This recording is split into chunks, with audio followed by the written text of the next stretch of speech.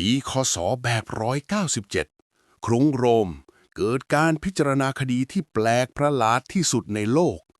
เมื่อจำเลยที่นั่งอยู่บนบัลลังก์คือศพของอดีตพระสันตะปาปาฟอร์โมซุสที่เน่าเปื่อยมาแล้ว7 เดือน พระสันตะปาปาองค์ปัจจุบันที่เป็นศัตรูเก่า ยืนตะโกนด่าทอศพอย่างบ้าคลั่ง โดยมีบาทหลวงหนุ่มยืนตัวสั่นอยู่ข้างศพ คอยทำหน้าที่ตอบคำถามแทนคนตาย ศาลตัดสินว่าผิด ศพถูกกระชากชุดประจำตำแหน่งออก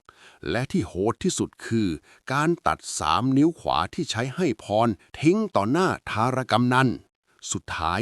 ศพถูกลากไปทิ้งแม่น้ำไทเบอร์ แต่ความบ้าคลั่งนี้ทำให้ประชาชนลุกฮือ พระสันตะปาปาองค์ที่สั่งการถูกจับขังคุก และโดนบีบคอตายในเวลาต่อมา